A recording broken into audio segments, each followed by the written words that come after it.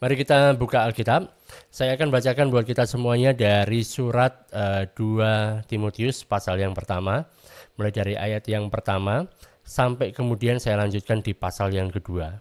Ya, mari kita lihat dari ayat yang pertama dikatakan demikian. Dari Paulus, Rasul Kristus Yesus oleh kehendak Allah, untuk memberitakan janji tentang hidup dalam Kristus Yesus. Kepada Timotius anakku yang kekasih, kasih karunia, rahmat, dan damai sejahtera dari Allah Bapa dan Kristus Yesus Tuhan kita menyertai engkau. Aku mengucap syukur kepada Allah yang kulayani dengan hati nurani yang murni seperti yang dilakukan nenek moyangku. Dan selalu aku mengingat engkau dalam permohonanku baik siang maupun malam.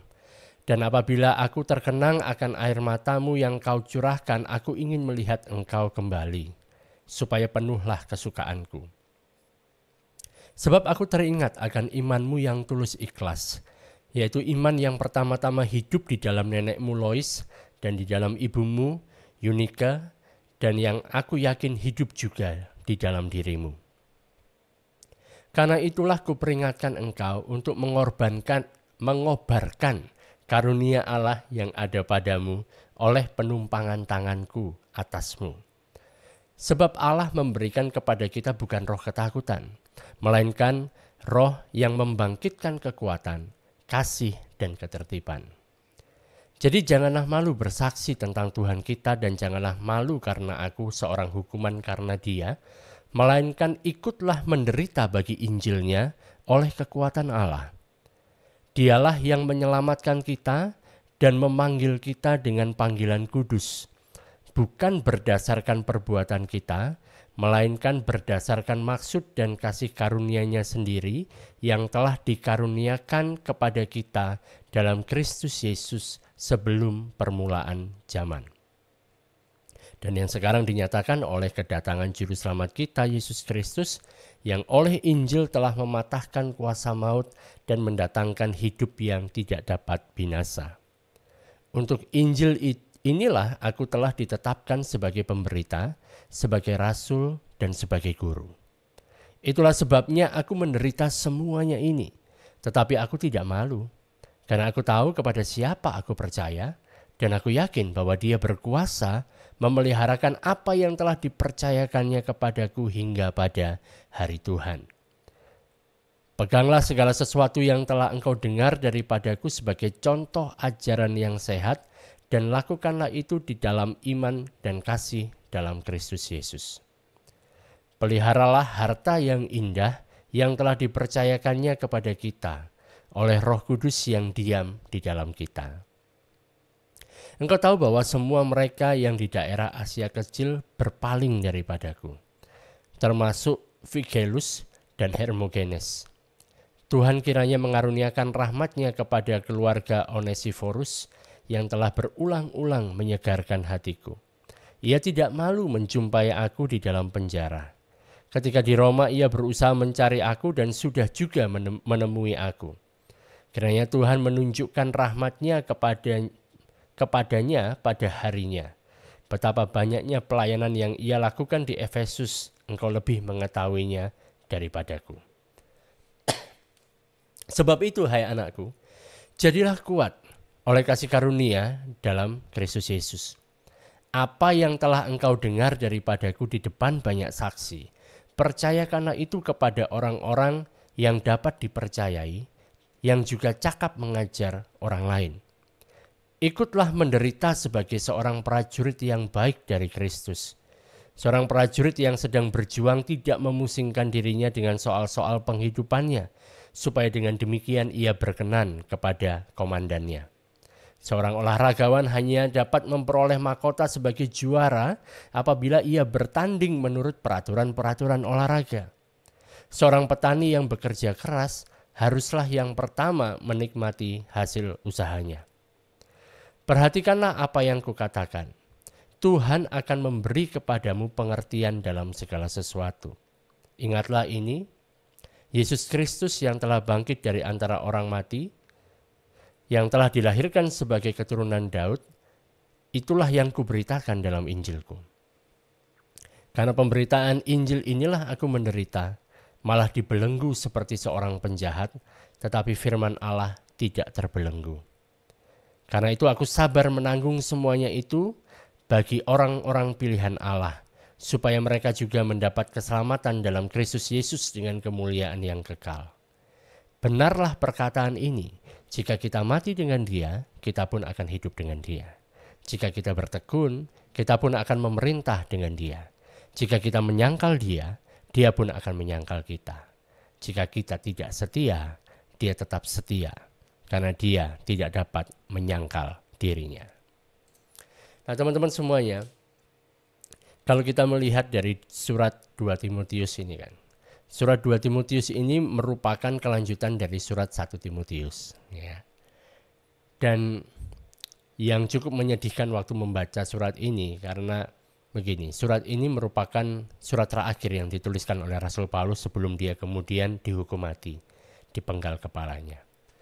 Dan ini kelihatan sekali dari bahasa yang dia gunakan, seakan-akan memang menunjukkan bahwa ini merupakan sebuah surat dari seorang yang sudah cukup berumur, seorang yang cukup lanjut usia. Dia menuliskan surat ini kepada orang yang dia kasihi, dan dia mau memberikan nasihatnya yang terakhir kepada orang ini sebelum nanti dia tidak bisa berjumpa lagi dengannya. Memang pada saat itu Rasul Paulus sudah hampir menjelang masa akhir dari kehidupannya. Dia sudah nggak bisa lagi pergi kemana-mana untuk memberitakan Injil.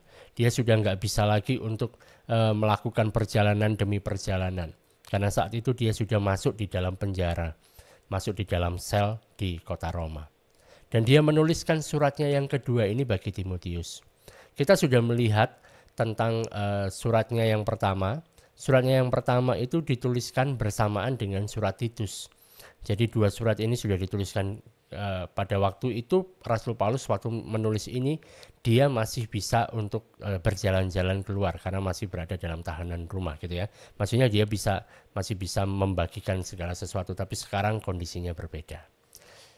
Nah, di ayat yang pertama dan ayat yang kedua, di sana dikatakan bahwa dari Paulus, Rasul Kristus Yesus oleh kehendak Allah untuk memberitakan janji tentang hidup dalam Kristus Yesus kepada Timotius anakku yang kekasih, kasih karunia, rahmat dan damai sejahtera dari Allah Bapa dan Kristus Yesus Tuhan kita menyertai engkau. Suatu ungkapan yang seringkali kita temukan di dalam surat-surat Paulus yang lainnya juga. Tetapi jelas, sekalipun dia berada di dalam batas usianya dia gitu ya. Sebentar lagi dia harus meninggal, sebentar lagi dia harus bertemu dengan penciptaannya. Tapi dia tahu bahwa dia tetap berpegang kepada panggilan yang memang sudah diberikan Tuhan di dalam kehidupannya. Dia benar-benar mengetahui seperti apa sih peranan yang dia miliki di dalam dunia ini. Dia sekali lagi mengatakan bahwa dia adalah utusan Kristus Yesus. Dia benar-benar tahu identitas dia tahu tugas dia tahu apa yang menjadi panggilannya dalam kehidupannya. Dia mengatakan aku adalah utusan dari Kristus Yesus.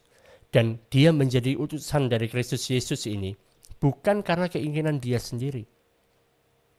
Bukan dari aku maulah jadi utusan, aku tak melamar jadi utusan, enggak. Tapi dia menjadi utusan Kristus Yesus ini karena keinginan atau kehendak Allah sendiri. Allah yang telah memilih dia. Dan dia diutus untuk memberitakan janji tentang hidup di dalam Kristus Yesus. Dan itu memang yang dia lakukan. Dan karena dia melakukan tugas yang memang diberikan oleh Kristus Yesus itu, maka dia harus menghadapi konsekuensi yang memang harus dia hadapi. Karena dia mau memberitakan tentang janji tentang hidup yang ada di dalam Kristus Yesus, dia menghadapi hal yang gak enak. Dia harus ditangkap, dia harus dimasukkan di dalam penjara, dan saat ini dia sedang menghadapi hukuman mati. Nah, kita tahu bahwa di dalam ayat-ayat yang lain, dalam suratnya yang lain, kita mengetahui bahwa Paulus itu tidak menikah gitu ya. Namun sekalipun dia tidak menikah, dia sudah menjadi bapak dari banyak sekali anak-anak rohani. Banyak sekali orang yang menjadi anak rohaninya. Dan salah satu dari banyak orang itu kita temukan satu orang muda namanya adalah Timotius. Dan kalau kita membaca suratnya ini kan, seakan-akan Paulus itu memang punya hubungan yang begitu dekat. Kedekatannya begitu luar biasa dengan Timotius ini. Dan Paulus bisa menyebut Timotius sebagai anaknya yang kekasih, anak yang paling dia kasihi. Dan dia mengingatkan, waktu dia menuliskan surat ini, dia mengingat seperti apa sih pengalaman yang pernah dia alami bersama-sama dengan Timotius. Dia mengingat seperti apa kehidupan mereka di masa yang lalu waktu mereka masih bisa bersama-sama. Dan sama seperti sebagian besar orang tua lainnya kan, saat mengingat tentang anaknya, saat sangat mengingat tentang masa-masa yang luar biasa bersama dengan keluarganya, dia bisa mengubah apa yang dia ingat itu tentang masa lalu yang sudah dialami, dan dia bisa ubah itu sebagai doa. Dia mengubahnya menjadi doa. Makanya di ayat yang ketiga kita temukan Paulus mengatakan, aku mengucap syukur kepada Allah yang kulayani dengan hati nurani yang murni seperti yang dilakukan nenek moyangku. Dia bilang, aku mengucap syukur. Dan selalu aku mengingat engkau dalam permohonanku. Artinya kan kalau bicara seperti ini, setiap saat waktu si Paulus ini berdoa, dia mengingat akan Timotius. Karena dia merasakan betapa dekatnya dia dengan Timotius dan dia mendoakan dia. Selalu mengingat engkau dalam permohonanku baik siang maupun malam. Dan apabila aku terkenang akan air matamu yang kau curahkan, jadi sekali dia mengingat, waktu itu pernah aku melihat si Timotius ini, dia menangis gara-gara aku. Aku ingin melihat engkau kembali supaya penuhlah sukacitaku. Nah kira-kira kan, kapan ini si Timotius ini sampai mencucurkan air mata seperti ini?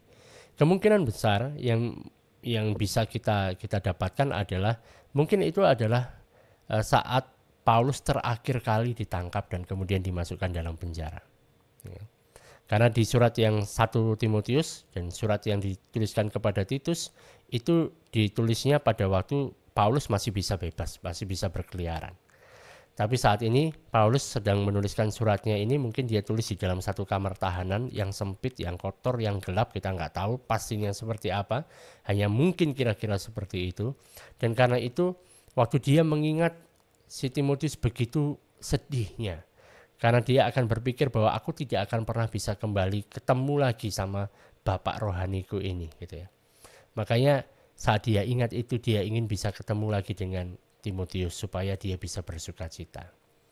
Tapi Paulus juga mengingat masa-masa di mana dia pernah menumpangkan tangan terhadap si Timotius. Kalau teman-teman perhatikan di ayat yang kelima, dia mengatakan seperti ini, sebab aku teringat akan imanmu yang tulus ikhlas, yaitu iman yang pertama-tama hidup dalam nenekmu Lois dan di dalam ibumu Yunike, dan yang aku yakin hidup juga di dalam dirimu. Karena itu kuperingatkan engkau untuk mengobarkan karunia Allah yang ada padamu oleh penumpangan tanganku atasmu. Jadi di sini si Paulus ini sedang berusaha untuk dia menguatkan Timotius, supaya Timotius ini tidak menyerah saat dia harus melakukan tugas pelayanan dia, supaya Timotius ini semakin hari semakin berkobar-kobar semangatnya untuk dia melakukan apa yang sudah menjadi panggilannya di dalam kehidupannya. Dan di ayat yang ke-7 kita temukan bahwa Paulus mengatakan, sebab Allah memberikan kepada kita bukan roh ketakutan, melainkan roh yang membangkitkan kekuatan, kasih, dan ketertiban. Nah, pertanyaannya adalah jadinya seperti ini teman-teman. Kenapa Allah memberikan roh yang membangkitkan kekuatannya? Kalau soal memberikan roh yang tidak memberikan ketakutan gitu ya memang jelas lah, masa Allah memberikan ketakutan kepada kita. Tapi untuk apa dia memberikan roh yang memberikan kekuatan, memberikan roh yang bisa menampakkan kasih dan ada ketertiban? Untuk apa gitu? Karena di dalam melakukan tugas, dan di dalam bahasa ini, dalam bahasan yang kita sedang bahas ini, tugas yang dimaksudkan ini adalah pemberitaan Injil. Dalam melakukan pemberitaan Injil, itu ada penderitaan yang menyertai pemberitaan Injil. Paulus tahu dengan benar bahwa panggilan yang ada di dalam hidupnya itu, yaitu untuk memberitakan Injil Kristus, memberitakan janji akan hidup di dalam Kristus Yesus itu. Dan Yesus memang mengutus dia untuk menjadi rasul, menjadi utusan untuk memberitakan Injil. Jadi sejak awal dia percaya, mulai dari awal sampai akhirnya ini merupakan satu tugas yang memang dia harus fokuskan dan dia lakukan. Tetapi dalam melakukan hal itu ada penganiayaan yang mengikutinya. Dan kalau teman-teman membaca ya, kalau tadi agak jeli membacanya, waktu kita membaca sama-sama mulai dari ayat yang pertama, kita temukan kata Injil ini muncul berkali-kali. Seakan-akan ini menjadi satu tema dari surat yang sedang kita bahas. Kata Injil ini muncul terus-menerus. Kemudian muncul yang berikutnya, ada satu kata lagi yang muncul berikutnya adalah bicara tentang penderitaan, itu juga muncul berkali-kali. Jadi waktu kita melihat ada kata yang muncul berkali-kali, kita harus menangkapnya sebagai ini suatu pesan yang penting gitu loh. Kata yang penting bisa dikatakan sebagai kata kunci yang ada di sana. Dan memang Injil itu merupakan suatu hal yang amat sangat penting bagi Paulus. Dan pastinya juga merupakan hal yang penting bagi Timotius dan harusnya merupakan hal yang penting juga buat kita sebagai orang percaya. Nah, di dalam Injil, saat bicara tentang Injil di dalam surat ini kan kita temukan juga ada satu kata lain yang bicara tentang penderitaan. Dan penderitaan ini berkaitan tentang pemberitaan Injil. Ada hubungannya dengan pemberitaan Injil. Contohnya kan kalau kita melihat di ayat yang ke-8, kita temukan di sana Paulus mengatakan, jadi janganlah malu bersaksi tentang Tuhan kita dan janganlah malu karena aku seorang hukuman karena dia, melainkan ikutlah menderita bagi Injilnya oleh kekuatan Allah. Kemudian kalau kita lihat ayat berikutnya di ayat yang ke-11, di sana juga dikatakan bahwa untuk Injil inilah aku telah ditetapkan sebagai pemberita, sebagai rasul dan guru. Ayat 12, itulah sebabnya aku menderita semuanya ini. Jadi ini yang terjadi. Ada yang namanya penderitaan. Kalau kita lewatkan lagi kan di pasal yang kedua, ayat yang ke-9, di sini juga mengatakan hal yang sama. Karena pemberitaan Injil inilah aku menderita. Karena penderitaan Injil inilah aku menderita, malah dibelenggu seperti seorang penjahat. Tetapi firman Allah tidak terbelenggu. Jadi saudara, saat melihat seperti ini kan, kita melihat bagaimana ada Injil dan penderitaan. Ini seakan-akan menjadi satu paket. Kita bisa mengambil kesimpulan bahwa kalau kita mau hidup untuk pemberitaan Injil, Kristus itu tidak pernah menjanjikan kepada kita kehidupan yang mudah. Kristus tidak pernah menjanjikan kepada kita bahwa hidupmu kalau kamu mau memberitakan Injil semuanya akan baik-baik saja, semuanya akan enak-enak saja.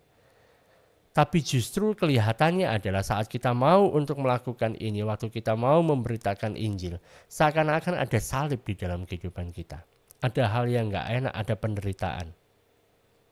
Dan lebih jauh lagi kalau kita lihat di pasal yang berikutnya lagi, kita gak usah buka ayatnya, nanti pada waktunya tiba kita akan lihat. Di sana dikatakan bahwa kalau siapapun orang yang mau menjalani kehidupan yang berkenan kepada Allah, mau menjalani kehidupan yang saleh di hadapan Allah, akan mengalami yang namanya penganiayaan. Itu merupakan satu hal yang gak terelakkan lagi. Tetapi sekalipun demikian, ada nasihat yang diberikan oleh firman Tuhan. Pada waktu kita mau memberitakan Injil dan ada yang namanya potensi mengalami penganiayaan itu tadi, mengalami sesuatu hal penderitaan yang gak enak itu, firman Tuhan mengingatkan kepada kita, janganlah kita malu untuk menghadapi semuanya itu. Kita gak boleh merasa malu saat kita menghadapi semuanya itu. Seperti yang dikatakan di dalam ayat yang ke-8 pasal yang pertama. Di sana dikatakan demikian, jadi janganlah malu untuk bersaksi tentang Tuhan kita. Kita diminta untuk tidak malu untuk bersaksi tentang Tuhan kita, tentang Yesus Kristus yang menjadi Tuhan dan Juru Selamat kita. Jangan malu bersaksi tentang Dia. Dan Paulus juga mengatakan kepada Timotius, janganlah kamu malu karena aku. Sebab aku ini adalah seorang hukuman karena Dia. Aku jadi orang hukuman karena pemberitaan Injil. Janganlah kamu malu, tapi melainkan ikutlah menderita bagi Injilnya oleh kekuatan Allah. Saudara, ayat yang seperti ini kan, kata seperti ini, jangan malu ini, muncul lagi di ayat yang ke-16. Bahwa kita diminta untuk tidak malu. Diberikan contoh dari kehidupannya seorang yang bernama Onesiphorus. Dia nggak malu menjumpai Paulus di penjara. Dia nggak malu dianggap menjadi orang yang punya asosiasi, yang punya hubungan dengan Paulus. Sehingga waktu Paulus ada di penjara, dia mau datang ke sana.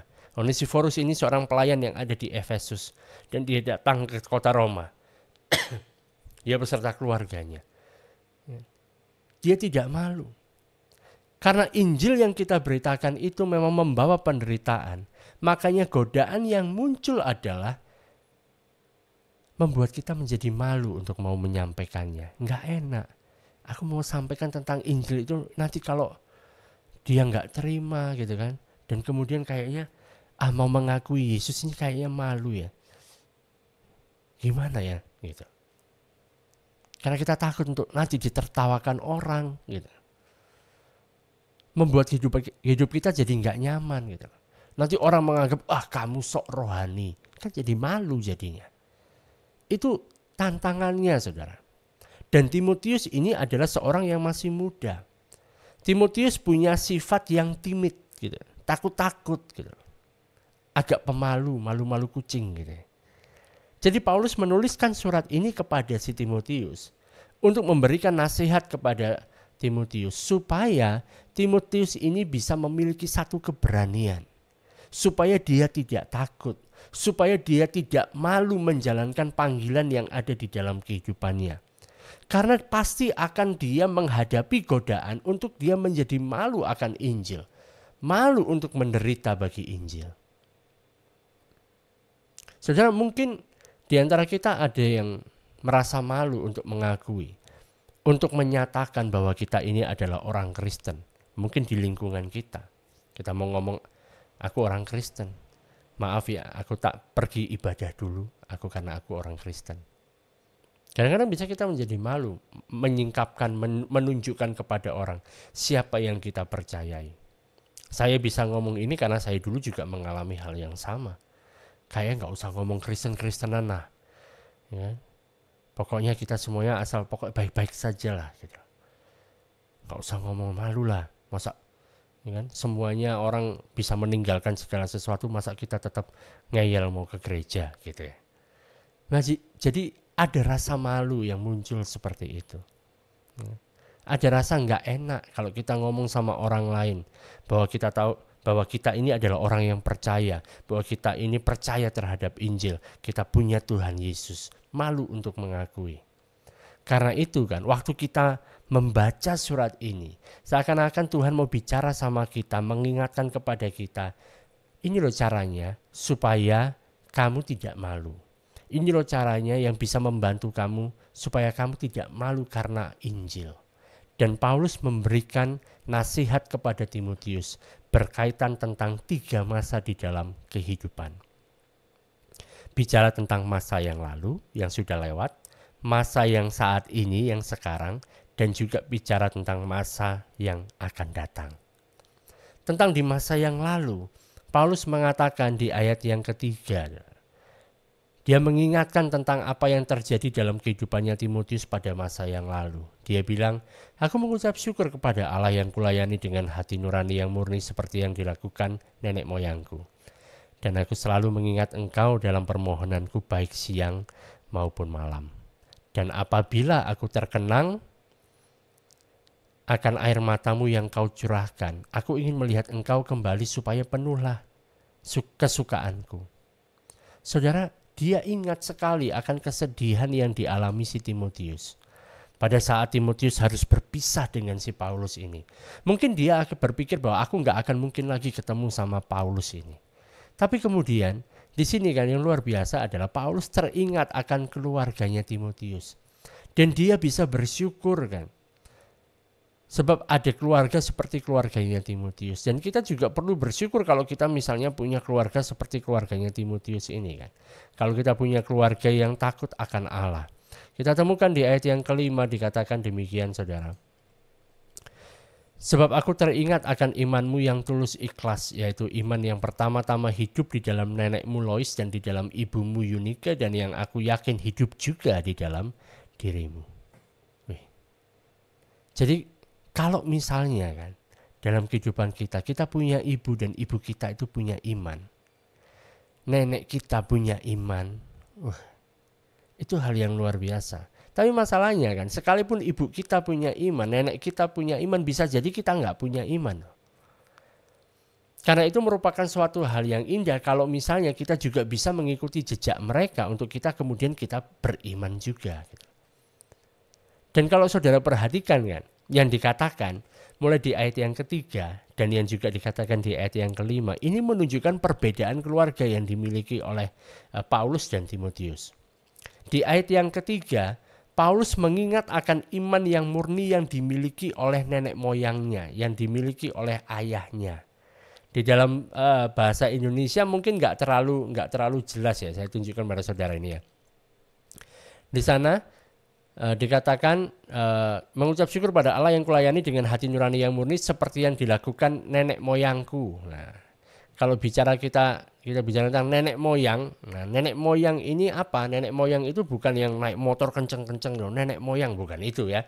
Tapi ini bicara tentang ini di King James ya kan, dalam bahasa Inggrisnya, I thank God whom I serve from my forefathers gitu ya. Nenek moyang bicara tentang bapaknya dia. Orang-orang yang ada di atas dia, laki-laki gitu ya. Punya figur ayah ini si Paulus ini. Tetapi berbeda dengan yang terjadi sama Timotius. Timotius adalah seorang anak yang ibunya punya iman, ayahnya nggak jelas. Gitu. Dia tidak punya figur ayah yang beriman. Jadi yang punya iman adalah ibunya dan neneknya, dan itu berpengaruh besar dalam kehidupannya Timotius.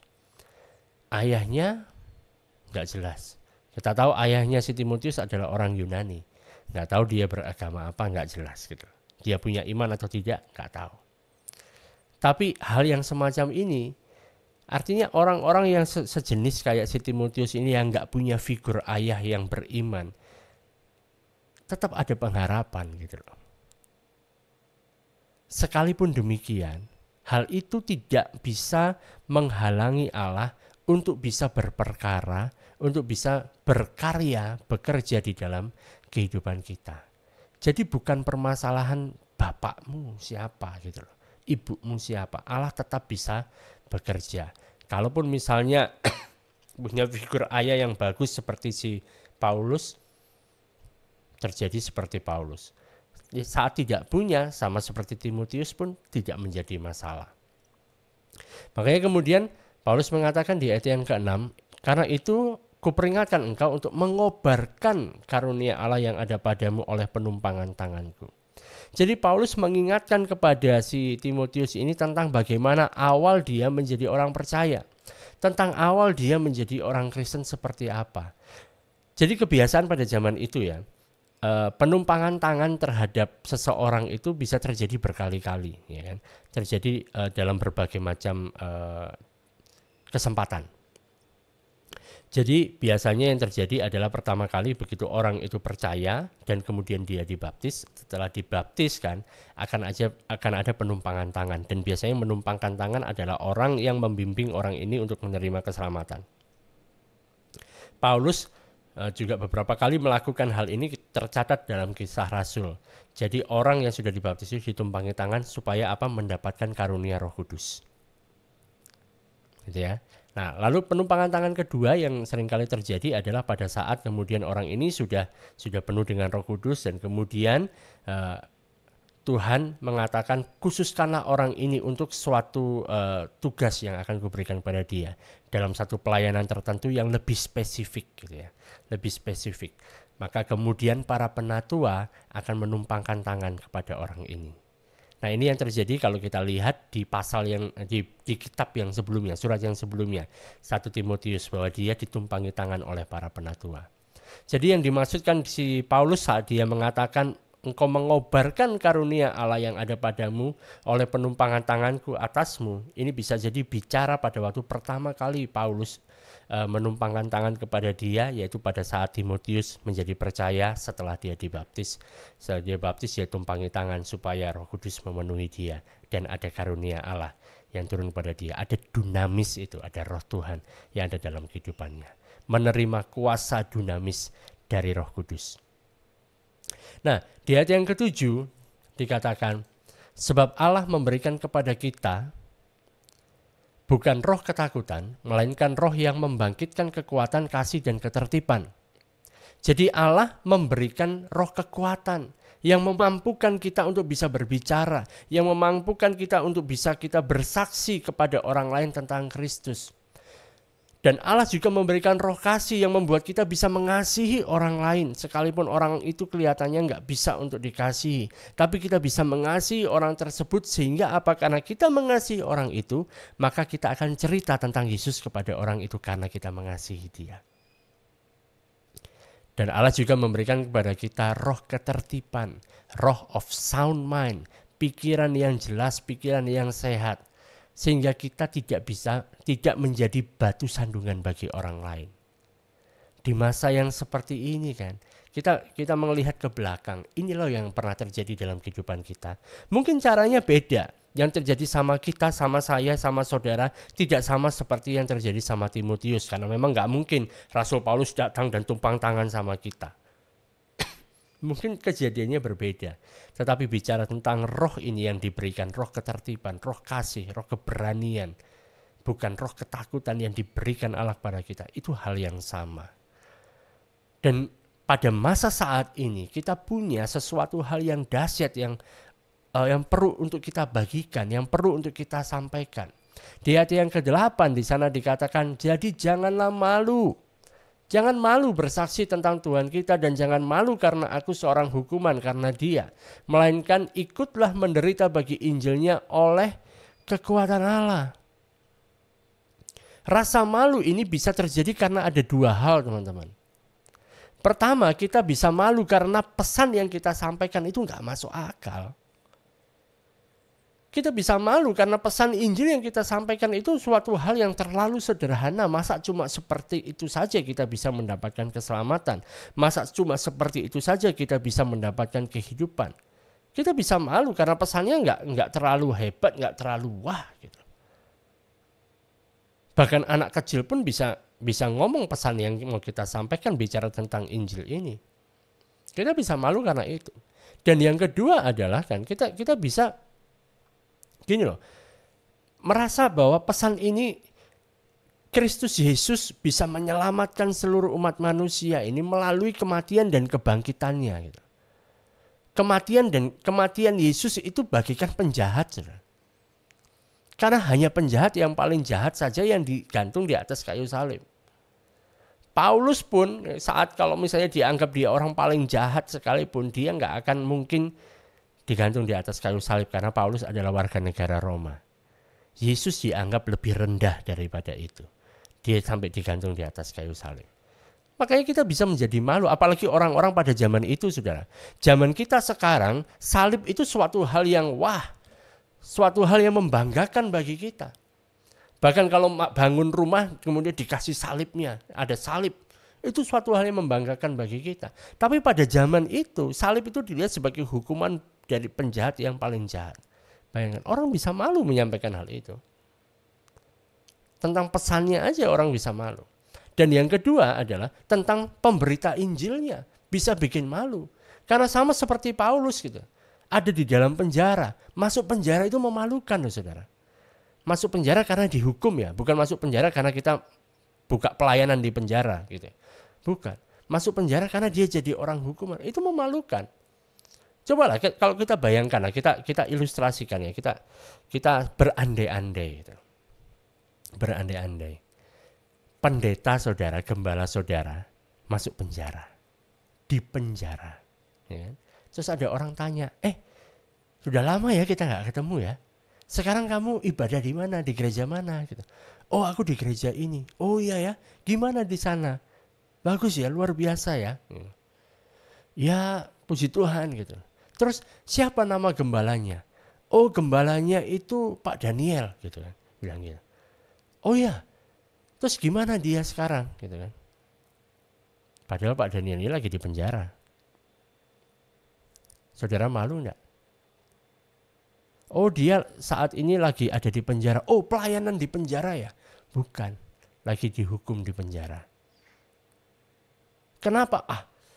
Gimana ya ceritanya? Ayo kita ngobrol yang lain aja lah. Ya. Jadi malu. Ya. Bayangkan itu yang terjadi. Atau kemudian datang, berarti kamu di gereja yang pendetanya masuk penjara itu ya? Kan jadi malu toh. Dan ini yang dikatakan oleh Rasul Paulus kepada si Timotius, jangan malu. Jangan kamu malu bersaksi tentang Tuhan kita sekalipun yang kita beritakan itu adalah salib. Suatu hukuman bagi penjahat yang paling jahat.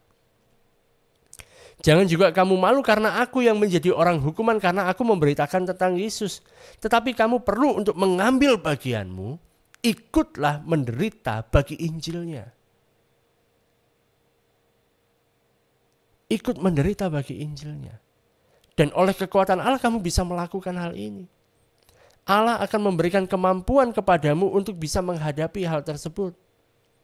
Di ayat yang ke-9 dia mengatakan bahwa dialah yang menyelamatkan kita dan memanggil kita dengan panggilan kudus. Bukan berdasarkan perbuatan kita, melainkan berdasarkan maksud dan kasih karunia-Nya sendiri yang telah dikaruniakan kepada kita dalam Kristus Yesus sebelum permulaan zaman. Dan yang sekarang dinyatakan oleh kedatangan Juru Selamat kita Yesus Kristus yang oleh Injil telah mematahkan kuasa maut dan mendatangkan hidup yang tidak dapat binasa. Saudara, ayat 9 dan ayat yang ke-10 ini merupakan isi Injil yang diberitakan oleh Paulus. Inilah seperti apa Injilnya. Kalau saudara ingin tahu, bacalah sekali lagi. Saya nggak perlu jelaskan lebih dalam lagi tentang hal ini. Saudara tinggal baca aja sudah jelas sekali. Jadi kita memiliki tugas ya. Dan tugas kita salah satunya adalah menderita bagi Injil. Kenapa kita perlu menderita bagi Injil? Karena Injil itu sudah menyelamatkan kita. Jadi ini worth it gitu loh, untuk kita menderita bagi Injil. Injil yang telah membawa kita keluar dari maut masuk ke dalam hidup. Karena itu layak bagi kita untuk menderita karena pemberitaan Injil ini. Paham saudara ya? Karena kalau tanpa Injil ini, ya kita binasa gitu loh. Makanya menderita bagi Injil itu merupakan satu kehormatan, suatu hal yang indah sebenarnya. Rasul Paulus mengatakan di ayat yang ke-11, untuk Injil inilah aku telah ditetapkan sebagai pemberita, sebagai rasul, dan sebagai guru. Wah, ini hebat ini. Ya kan? Biasanya orang yang punya karunia seperti ini, biasanya pemberita Injil itu orangnya sendiri. Ya kan? Kemudian rasul itu ada sendiri orangnya, guru ada sendiri orangnya. Tapi Paulus ini dia mendapatkan karunia dari Allah yang luar biasa, makanya tiga-tiganya dia borong dia sendiri. Dia adalah seorang pemberita Injil, bicara tentang orang yang menyampaikan Injil, memberitakan Injil. Dan dia juga adalah rasul, dia yang diutus oleh Allah pergi untuk kemudian dia bisa mendirikan jemaat di berbagai macam tempat.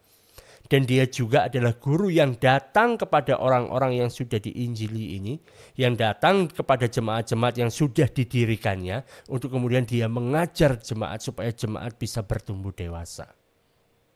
Oh, ini hal yang dahsyat. Tapi gara-gara itu ayat yang ke-12 mengatakan, itulah sebabnya aku menderita semuanya ini. Gara-gara itu aku menderita semuanya ini. Tapi sekalipun aku menderita, ya, sekalipun aku menderita semuanya itu, aku tidak malu. Aku tidak malu. Mengapa aku bisa tidak malu? Karena aku tahu kepada siapa aku percaya dan aku yakin bahwa dia berkuasa memeliharakan apa yang telah dipercayakannya kepadaku hingga pada hari Tuhan. Paulus mengatakan bahwa aku ya memang aku menderita gitu loh. Aku mengalami semua ini, ada di dalam penjara, dipukuli orang, dilempari batu dan sebagainya. Menderita, nggak enak, sakit gitu loh. Bahkan di tubuhku ada tanda-tanda itu semuanya. Nggak enak, itu sakit, aku menderita, tapi aku tidak malu. Sekalipun aku ditangkap, sekalipun aku ditahan, sekalipun aku dirantai, aku nggak malu. Karena aku tahu kepada siapa aku percaya. Dan aku yakin bahwa Dia bisa untuk memelihara apa yang sudah Dia percayakan kepadaku hingga pada hari Tuhan. Apa yang dipercayakan Allah kepada Paulus? Apa yang Dia percayakan sehingga Dia akan pelihara sampai hari Tuhan? Itu bicara tentang Injil. Karena itu Paulus mengatakan kepada Timotius di ayat yang ke-13, dia bilang seperti ini, peganglah segala sesuatu yang telah engkau dengar daripadaku sebagai contoh ajaran yang sehat dan lakukanlah itu dalam iman dan kasih dalam Kristus Yesus. Di pasal yang kedua, ayat yang kedua dikatakan bahwa apa yang telah engkau dengar daripadaku di depan banyak saksi, percayakanlah itu kepada orang-orang yang dapat dipercayai yang juga cakap mengajar orang lain. Jadi maksudnya di sini adalah sedang mengatakan seperti ini teman-teman. Allah itu sudah mempercayakan Injil kepadaku, kata Paulus. Dan aku telah mengajarkan tentang Injil ini kepadamu Timotius. Maka sekarang kamu ajarkanlah Injil ini kepada orang-orang yang memang bisa dipercayai dan cakap, pinter untuk juga mengajar orang lain. Supaya berkesinambungan, tidak terputus berita Injil ini. Jadi aku sudah ajarkan ke kamu, kamu ajarkan ke orang lain yang bisa dipercaya, yang bisa ngajar kepada orang lain juga gitu. Jadi Injil ini terus dan akan terus terpelihara. Dan ini akan dijaga oleh Allah sendiri. Sehingga Injil yang murni ini di kapanpun juga waktunya akan tetap terus ada. Sekalipun ada banyak orang, ada banyak kelompok yang kemudian menambahi segala sesuatu pada Injil ini. Ada juga kelompok-kelompok yang kemudian mengurangi banyak hal sehingga Injilnya jadi berkurang banyak hal. Tetapi tetap akan ada kelompok-kelompok di mana orang-orang ini tetap menjaga Injil ini tetap utuh. Sehingga setelah 2000 tahun waktu berlalu sejak zamannya si Rasul Paulus, Injil yang tetap, Injil yang sama itu tetap diberitakan hingga sampai saat ini.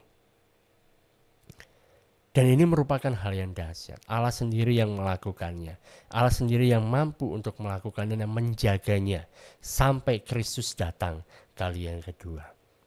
Di ayat yang ke-14 dikatakan bahwa peliharalah harta yang indah yang telah dipercayakannya kepada kita oleh Roh Kudus yang diam di dalam kita. Saudara, tidak hanya bicara tentang dipelihara, tetapi sesuatu hal ini perlu untuk kita ikuti, perlu untuk kita lakukan. Kita ikuti, kita lakukan di dalam iman dan kasih dalam Kristus Yesus. Ini kita melakukannya dalam iman dan kasih dalam Kristus Yesus. Dilanjutkan.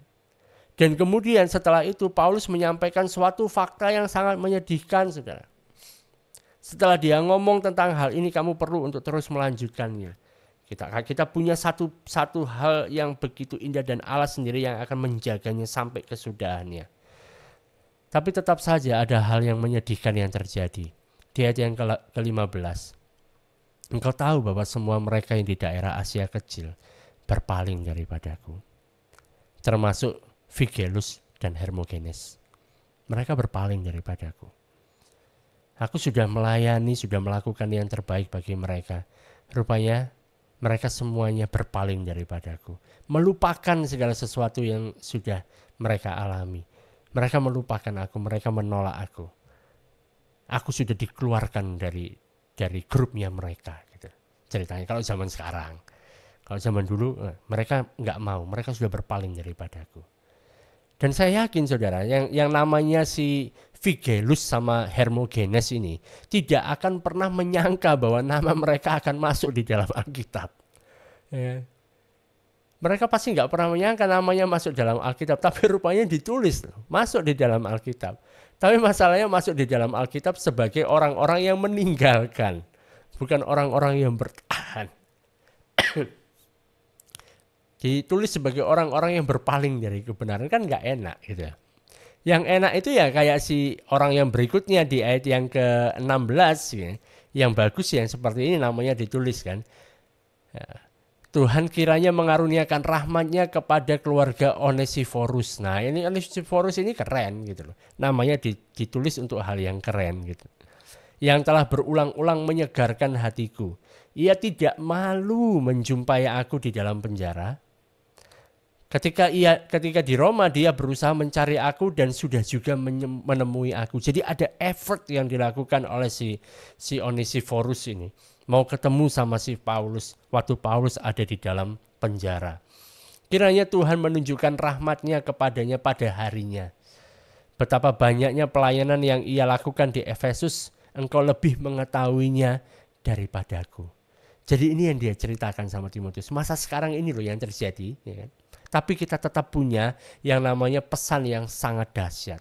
Kita punya Injil yang dimana Injil ini dijaga sendiri oleh Allah. Ya, keasliannya dijaga terus sampai hari Tuhan. Kita punya ini. Makanya jangan malu. Si Onesiforus pun gak malu. Dia datang temui aku. Bahkan dia luar biasa di dalam pelayanannya. Nah setelah itu Paulus bicara tentang masa yang akan datang, di mana seorang Kristen itu harus memiliki sebuah dedikasi yang dahsyat, yang luar biasa, seperti seorang prajurit. Dia harus punya disiplin yang luar biasa juga seperti seorang olahragawan atau seorang atlet. Dan dia juga harus punya sebuah kerajinan yang benar-benar rajin seperti seorang petani dan juga setia. Di ayat yang ke-21 21. Pasal yang kedua ayat yang pertama gitu ya. Sebab itu hai anakku jadilah kuat oleh kasih karunia dalam Kristus Yesus. Karena kita menjadi kuat bukan dengan kekuatan kita sendiri tapi oleh karena kasih karunia yang diberikan oleh Kristus Yesus. Ayat yang kedua, apa yang telah engkau dengar daripadaku di depan banyak saksi, percayakanlah itu kepada orang-orang yang dapat dipercayai yang juga cakap mengajar orang lain. Ikutlah menderita sebagai seorang prajurit yang baik dari Kristus Yesus. Jadi waktu kita menjadi orang percaya, panggilan kita kan, untuk kita juga bisa turut menderita sebagai prajurit yang baik dari Kristus Yesus. Bukan prajurit yang tidak baik. Prajurit yang baik itu seperti apa? Seorang prajurit yang sedang berjuang tidak memusingkan dirinya dengan soal-soal penghidupannya. Supaya dengan demikian ia berkenan kepada komandannya. Seorang olahragawan hanya dapat memperoleh mahkota sebagai juara apabila ia bertanding menurut peraturan-peraturan olahraga. Nah kalau dia bertanding tidak mengikuti peraturan, ya, harusnya lomba lari tapi dia naik motor, ya dia nggak bisa menjadi juara gitu. Jadi ada disiplin mengikuti peraturan yang ada gitu. Sesuai dengan peraturan pertandingannya, peraturan olahraga. Tapi kita sebagai orang percaya juga tidak hanya seperti prajurit, tidak hanya seperti olahragawan, tidak hanya seperti atlet yang tahu kapan waktunya dia harus berlatih, kapan dia waktunya untuk beristirahat, kapan waktunya dia harus masuk di dalam pertandingan dan mengikuti semua peraturan yang ada di sana. Tapi kita juga seperti seorang petani. Seorang petani itu bekerja keras untuk mengurusi tanamannya, sehingga waktu hasil dari tanamannya itu muncul, dia duluan yang bisa menikmati hasil usahanya. Nah ini bicara tentang apa yang telah disediakan Allah di depan. Bahwa kerja keras kita, apa yang kita lakukan itu tidak pernah sia-sia di hadapan Allah. Sebab Allah pasti akan menjaga. Allah pasti akan memberikan upah kepada kita. Ini terletak yang ada di depan. Makanya di ayat yang ke-7 dikatakan di sana, perhatikanlah apa yang kukatakan. Tuhan akan memberi kepadamu pengertian di dalam segala sesuatu. Tuhan akan membuat kamu bisa mengerti segala sesuatu ini. Bagaimana kamu bisa menjalankan fungsimu, menjalankan tugasmu bagaikan seorang prajurit, bagaikan seorang olahragawan, dan juga bagaikan seorang petani yang tekun dan setia. Ingatlah hal ini. Yesus Kristus yang telah bangkit dari antara orang mati, yang telah dilahirkan sebagai keturunan Daud, itulah yang kuberitakan dalam Injilku. Paulus menunjukkan kembali, ini loh yang kita beritakan, Yesus Kristus. Bicara bahwa dia sudah mati dan dia dilahirkan dari keturunan Daud. Itu yang aku bicarakan, bukan ngomong hal yang lain. Dan karena pemberitaan Injil inilah aku menderita gitu loh. Malah dibelenggu seperti seorang penjahat. Padahal sebenarnya kan bukan penjahat. Memberitakan kehidupan. Kan harusnya bukan penjahat, tapi dibelenggu seperti seorang penjahat. Tetapi firman Allah tidak bisa terbelenggu. Orang bisa membelenggu si pemberita Injilnya. Pemberita firman ini bisa diikat, bisa dibelenggu. Tetapi firman itu tidak bisa dibelenggu. Ayat yang ke-10. Karena itu aku sabar menanggung semuanya itu bagi orang-orang pilihan Allah, supaya mereka juga mendapat keselamatan dalam Kristus Yesus dengan kemuliaan yang kekal. Saudara, dunia mungkin akan merendahkan kita. Dunia mungkin akan menganiaya kita. Kita mungkin akan kehilangan banyak hal. Mungkin gara-gara kita memberitakan Injil kan, orang akan mempermalukan kita. Masa apa sih gunanya? Pelayanan itu untuk apa? Mending bisnis saja gitu. Bisa jadi ada orang yang mengatakan seperti itu. Kita mungkin bisa kehilangan banyak hal. Tapi satu hal yang jelas yang pasti bahwa Allah tidak akan pernah berhutang. Dia akan menggantikan semuanya itu. Sehingga di ayat yang ke-11 mengatakan benarlah perkataan ini, jika kita mati dengan dia, kita pun akan hidup dengan dia. Jika kita bertekun, kita pun akan ikut memerintah dengan dia. Jika kita menyangkal dia, dia pun akan menyangkal kita. Saudara, ini suatu hal yang sangat serius. Ini perkara yang sangat serius. Mengikut Kristus itu perkara yang serius, bukan perkara main-main. Karena itu kita nggak bisa main-main dengan Tuhan. Tetapi hal yang luar biasa lagi, saat dikatakan jika kita menyangkal dia, dia pun akan menyangkal kita. Jika kita tidak setia, dia tetap setia. Jika kita berpaling, dia tetap setia. Karena dia tidak dapat menyangkal dirinya. Tuhan Yesus tidak mungkin tidak setia. Dia tetap setia. Dia tetap akan mau menjadi sahabat kita. Jadi ini adalah hal yang serius, saudara. Dan Paulus di sini dia mengingatkan kepada Timotius. Dan dia juga mau mengingatkan kepada kita. Jangan pernah kita malu terhadap Injil. Jangan malu. Mungkin kita akan digoda untuk menjadi malu karena Injil. Mungkin kita akan digoda untuk kita menjadi malu karena Yesus. Pada saat itu terjadi, ingatlah apa yang terjadi di masa lalu. Bagaimana kita mendapatkan keselamatan. Bagaimana kita bisa menjadi percaya. Bagaimana kita mendapatkan roh itu. Bagaimana kita mendapatkan karunia yang dia berikan kepada kita. Karunia yang membangkitkan kekuatan pada kita. Yang memberikan kita kasih. Yang memberikan kita ketertiban. Itu yang sudah kita terima di masa lalu. Dan di masa kini kita sedang dipercayakan dengan satu kebenaran yang perlu untuk kita jaga. Untuk kemudian kita teruskan kepada mereka yang mampu untuk menyampaikan dan mengajarkan kebenaran ini kepada orang lain. Dan di masa yang akan datang, kita memiliki Tuhan yang tidak pernah berhutang. Kita memiliki Tuhan yang telah memasukkan kita ke dalam panggilannya dan telah menyediakan upah bagi kita. Itulah mengapa kita bisa berkata seperti Paulus berkata pada waktu dia menulis suratnya kepada jemaat yang ada di Roma. Dia mengatakan bahwa aku punya keyakinan yang kokoh dalam Injil. Aku, dalam bahasa Inggrisnya, dalam bahasa aslinya artinya dia mengatakan aku tidak malu terhadap Injil. Karena Injil adalah kekuatan Allah yang menyelamatkan setiap orang yang percaya.